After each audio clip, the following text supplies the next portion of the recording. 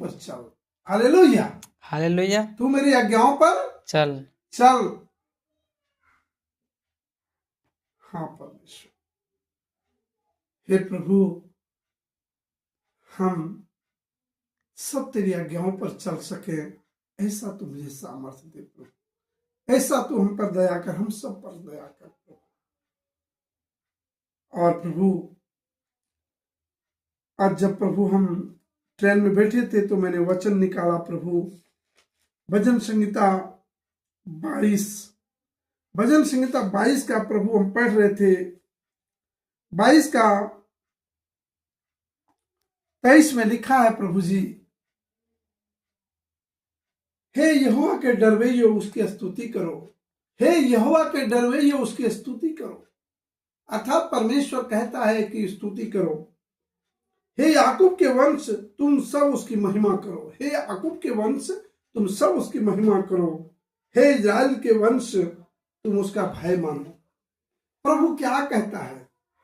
मसीह भाई बहनों, प्रभु कहता है, परमेश्वर का वचन कहता है, प्रभु कहता है, हम लोग से बात करता है, 3 चीज कहता है, स्तुति करो, महिमा करो और भय मानो।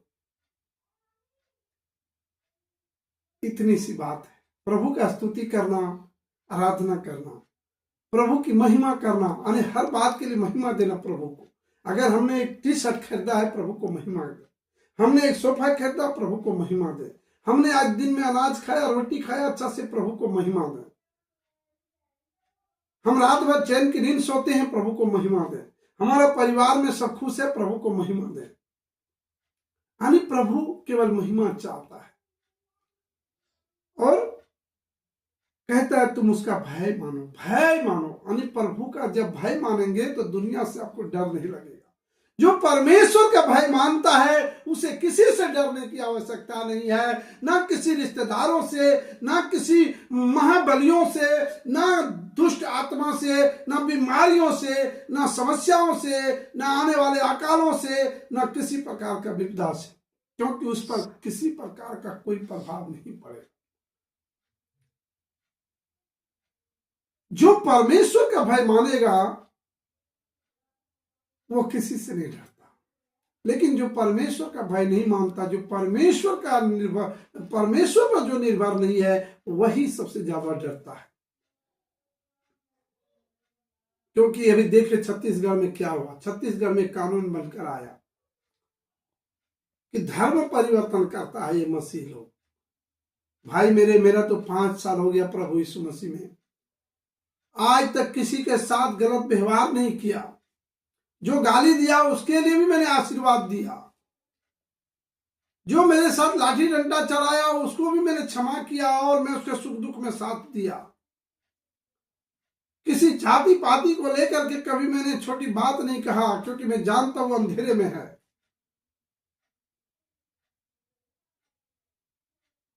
हमारा पड़ोसी गाली देता लेकिन हमने उसके लिए हमेशा दुआ किया।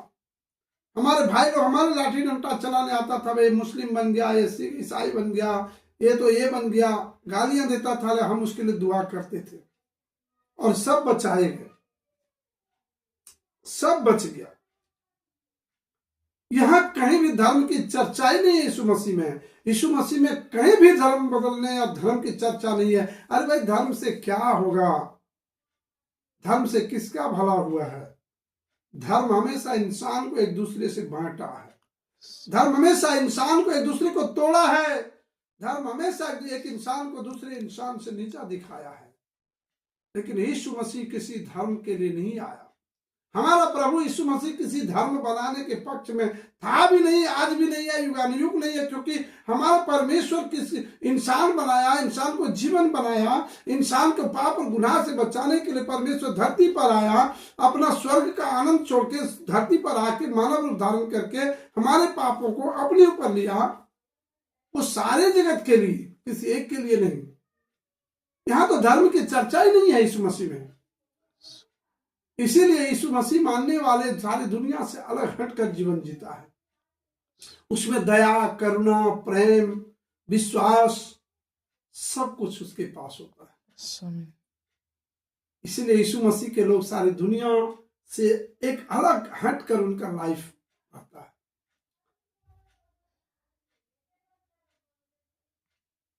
प्रभु का जो भय मानेगा उसे किसी का डर नहीं। हमारे ऑफिस में चर्चा चल रहा था कि देखिए किस तरह का कानून बन के आया। कल यीशु मसीह के लोगों को कभी कानून की बेड़ियां नहीं बांध सकता। हालेलुया, हालेलुया, क्योंकि यीशु मसीह के लोग,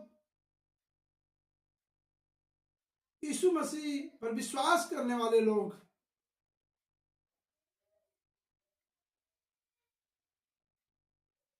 हमेशा ही दूसरों के लिए जीता है, हमेशा ही भलाई के लिए जीता है।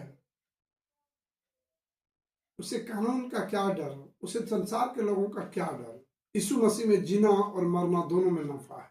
Hallelujah, hallelujah, hallelujah. हालेलुया, इसीलिए हम लोग जिस दिन यीशु मसीह को ग्रहण कर लिया, जब यीशु मसीह हमारे जीवन में आया, उनके वचन आया, प्रभु ने हम सबको चुना, हम उसी दिन सबसे ज्यादा धनवान बन गए, सबसे ज्यादा ताकतवर बन गए।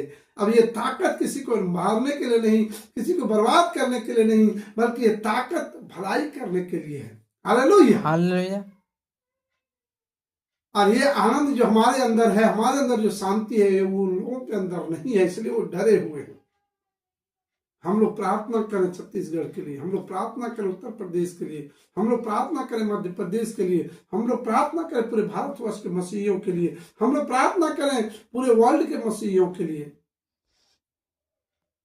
प्रार्थना बहुत जरूरी है।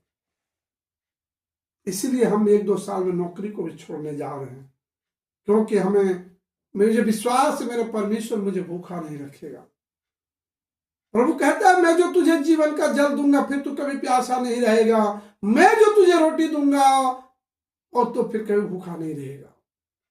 तो वो जीवन का जल, वो जीवन की रोटी, वो परमेश्वर की दी हुई रोशनी जो हमारे जीवन में है। प्रभु कहता है मनुष्य केवल रोटी से ही नहीं बल्कि परमेश्वर के हर एक वचन से जीवित रहेगा।